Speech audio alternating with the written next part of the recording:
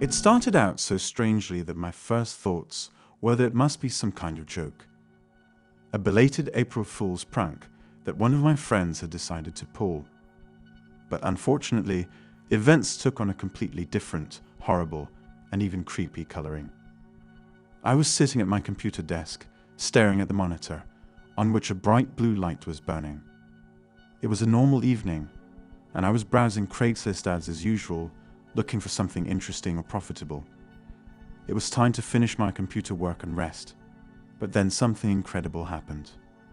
After a few minutes of procrastination, I decided to finish my business and shut down my computer. But before doing so, my gaze fell on a strange ad. The photo in the ad was so obscure and unrealistic that it took me a few seconds to realize what I was looking at. The photo showed my room, with my furniture and personal belongings. The caption of the ad showed my full name and the price, $1,500. My first thought was, this is some kind of prank. But as I read further, I realized it wasn't a joke. The ad included photos that were taken from my social media page. Selfies with friends, pictures from the beach with my girlfriend. My belongings, my life was on display. I was overcome with a sense of anxiety and fear. I proceeded to read the description in the ad, and there were details about my life, including my diet and even the medications I was taking. It was all too personal and frightening. But the scariest part was written at the end of the ad: may be grabbed by 2 to 3 people. Bringing a weapon is recommended, but not necessary. Captured. That sounded like a threat. All my hopes that this was just a joke were crumbling. How many people had seen this ad? And who even looks for such strange offers? I began to panic, realizing that my personal life was on display and that someone knew too much. Then the horrible thought struck me: didn't the ad list my exact address? It could very well have been. The ad included such numerous details about my life that I was no longer ruling out the possibility. I went back to the ad and saw the line: address costs $1,500. Write if interested. It was absolutely sick and creepy. Someone was trying to make money off my personal information. I started to wonder how many other ads like this existed.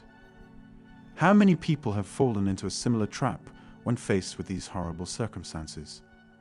I immediately sent a complaint about the ad, hoping it would be removed, but I knew it could take a long time before the site moderators would consider my request, and I didn't have time to wait. My fingers raced across the keyboard as I tried to find a way to contact Craigslist support, but I couldn't find anything but a feedback form. My hope was fading. I opened my email, my last hope for help. I typed in a random address for the seller and sent a desperate request to remove the listing, offering to pay 5 times the listed amount. Waiting for a response was agony. I ran around the house closing doors and windows, turned off the lights to create the illusion that no one was home. I realized that the chance of some psychopath stumbling upon this object was a long shot. The internet is huge, but I wanted to reduce that to 0. Just when I was beginning to lose hope, my nerves were at their limit, I had the notification of a new message. My heart sank. Information has already been sold, the message read. I dropped my head into my hands. It was too late. How long ago was it that I was sold? A couple minutes ago. An hour. A day. My thoughts were interrupted by the noise of wheels on gravel. I lifted the curtain and saw a black SUV, the passengers inside of which couldn't be seen because of the dark windows. I tried to convince myself that it was okay. They'd probably just turn around and drive away. But fear flared up inside me again. However, the car remained where it was, and the doors suddenly opened simultaneously. 2 figures, dressed entirely in black, jumped out of the car. My first reaction was to run, but fear held me in place. I watched helplessly as the men approached the front door and knocked loudly. It didn't take a genius to figure out their plan. Wait for me to open the door and then drive me away in their car. But I had a plan of my own. I quickly started dialing 911, berating myself hard for not doing it sooner. The front door was strong and heavy, but it would take them a few minutes to get inside. And then I heard it. A strange squeaky sound from the other side of the door. After a few seconds, I realized what it was. It was the sound of the keypad on the door. They probably knew the code to the door, and I had just given them that code. The blood froze in my veins, and I started looking for a place I could hide. Click. The door unlocked. I hid in a dark corner of the kitchen, just as it began to open with a slow creak. The back door was at the other end of the kitchen. I stealthily approached it, glad I had turned off the lights beforehand. The two men quietly entered the living room, whispering discussions about where I might be. I almost reached the back door, but hit the kitchen table, which made me curse myself for being inattentive. The whispers were instantly silenced, and they headed straight in my direction, starting to look for me. I hustled into the pantry just as the lights came on. The men apparently weren't worried about being inconspicuous anymore and started searching the kitchen. I closed my eyes and began to pray that they would ignore the pantry, knowing that if they'd found me, I would be defenseless. I bit my fingers and felt time driving slowly. But finally they left and started looking for me in the other rooms. I exhaled a sigh of relief. Bzzz. My phone rang in my pocket. I pulled it out and saw that it was my girlfriend Lexi calling. My eyes widened. Lexi. She could come home at any minute. What if they decided to capture her instead of me? I answered the phone. Hi, she said. Lexi, don't come home. There's something wrong. It's not safe. Where are you? She asked with terror in her voice. I'm hiding in the pantry. I think I'm safe for now, but the call was interrupted. My heart sank into my heels. Have they found her yet? Had I failed to warn her in time? Then I heard a strange vibrating sound in the next room. One of the men picked up the phone and listened. His voice was hoarse and muffled. Where is he? Another pause, then footsteps heading straight for me. My head began to spin, and then it hit me. The person who posted the ad wasn't following me, he was living with me. Lexi had posted that post, and she had just told them where I was. I ran out of the closet and rushed to the door just as the two men turned the corner. I wanted to look back, but changed my mind. If I looked back, I would start to panic. If I start to panic, I might trip. And if I stumble, they might catch me. I opened the back door and ran out into the cool, damp air. Before I could escape, however, one of the men grabbed my hood and pulled me back sharply, tugging the fabric around my neck. The fabric was pressing against my throat, and I found it hard to breathe. I shoved him with my elbow in desperation and hit him in the ribs. The man cried out in pain, and his grip loosened for a moment. A moment was all I needed. I jerked my chin up, disentangled myself, and fell to the ground on all fours. Immediately, I darted into the woods. There were irritated shouts from behind me. Shoot, the damn thing's going to go in. Give it to me. A loud pop pierced the night, and something whistled past me, embedding itself in the nearest tree. It was a dart. It shot at me like I was a wild animal. The forest was only a few meters away. The air was getting thicker, but I kept running, knowing that if I slowed down, they would catch up to me. I did my best to dodge the darts, diving sideways at every shot, but in the end I was out of luck. Just as I reached the forest, I felt myself being grabbed by a red-hot stinger. Fatigue began to engulf my body, my movements became slow and heavy. The world spun before my eyes, and finally I collapsed onto the forest floor. My memories of what happened next are too blurry and fragmented. The click of the trunk, the sound of chains. They left me a phone either to keep me from going crazy or as a taunt. To make sure I couldn't ask for help, they somehow blocked all posting or messaging functions. At least almost all of them. I walked through the dense forest, the morning light filtering through the snow-covered branches. My wrists were tied behind my back, the rough hand of one of my captors resting on my shoulder, pushing me forward. One of my jailers, a balding man with emerald eyes, opened the door to the basement and said, "It's time to go." He pushed me into a cramped trunk, and a few hours later, I was here in the village. I was taken to a small cottage with purple flowers by the porch and a river flowing leisurely behind the house. It looked nothing like the abandoned factory I had envisioned, but that wasn't enough to take away my anxiety. It's the kind of feeling you get when you walk into a room with a crookedly hanging painting. I sensed something was wrong, but I couldn't tell exactly what it was. The men climbed the steps and opened the door, a black abyss that not even the morning sunlight could illuminate. My feverishly thinking brain imagined the many horrors waiting for me inside. They looked at me expectantly, but I didn't move, shackled by icy fear. The bald man grabbed me by the collar and dragged me inside. Though the room was dark, there was enough light through the drawn curtains to make out rough silhouettes. A couch here, a chair there. Noting the absence of an obvious threat, I relaxed slightly. Baldy flicked the light switch, but nothing happened. After a few futile attempts, he muttered something and turned to leave. The damn power went out again. "Tie him up and help me."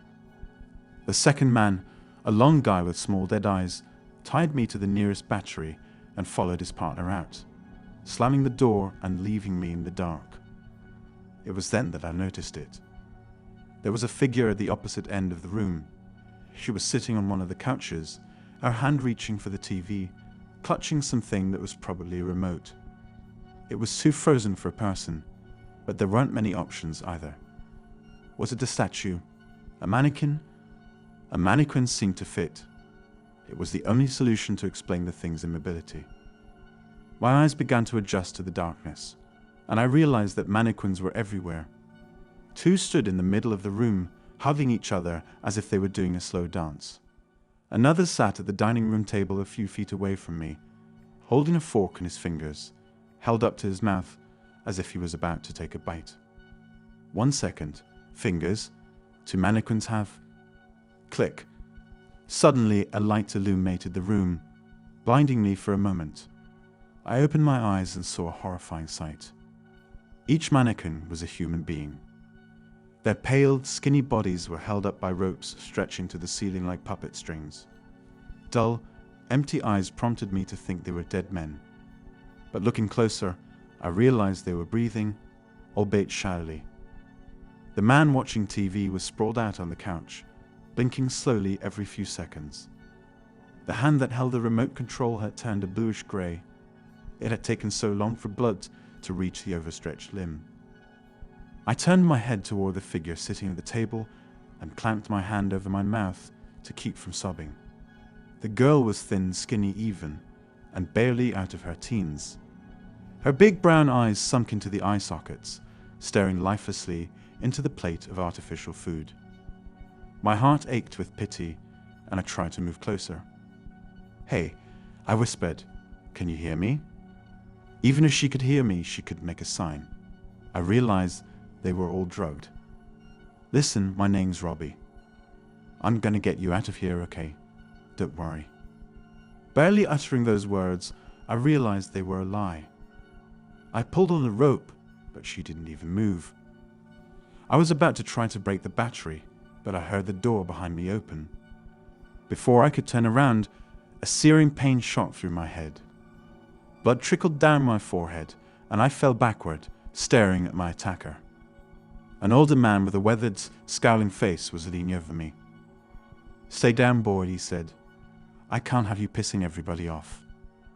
He was wearing an austere white suit, holding a cane stained with my blood. He took a handkerchief out of his pocket and began to wipe it slowly. "Who the hell are you?" His voice sounded like cold silk.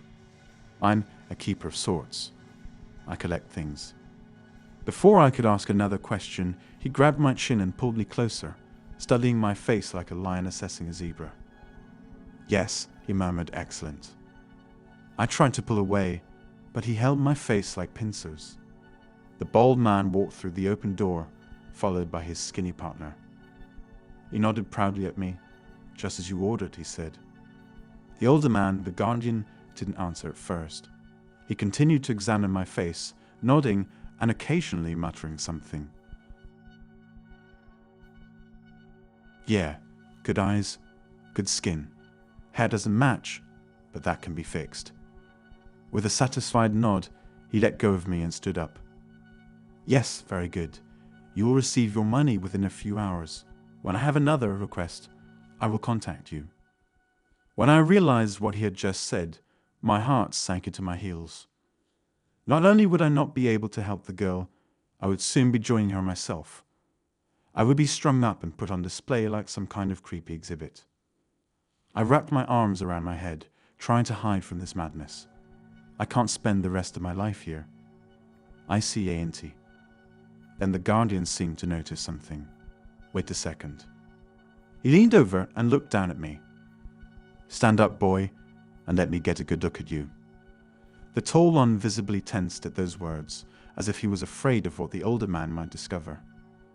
The guardian looked at me, his face creased with disgust.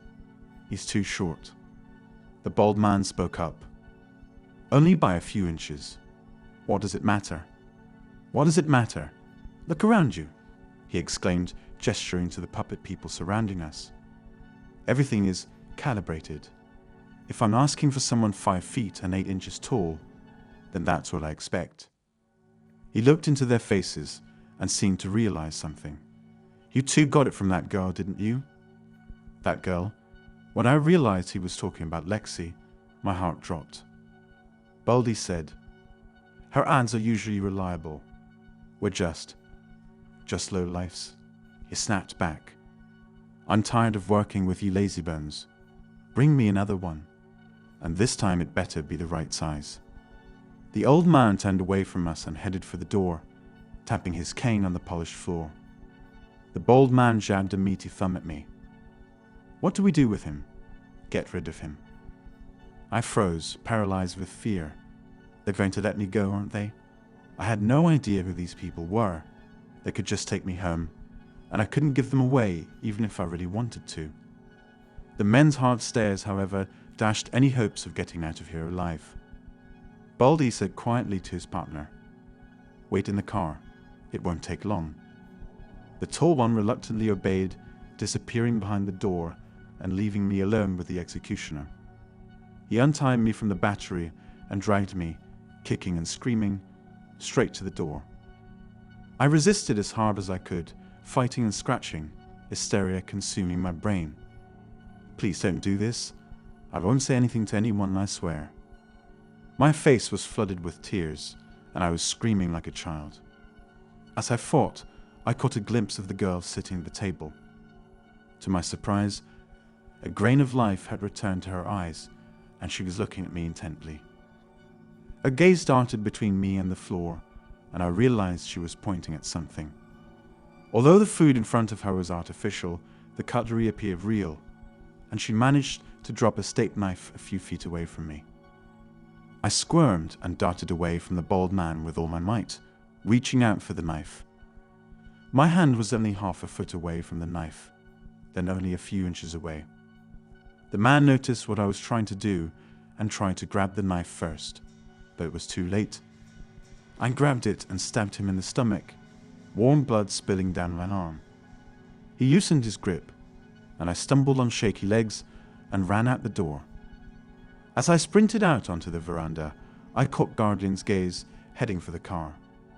He turned and met my gaze.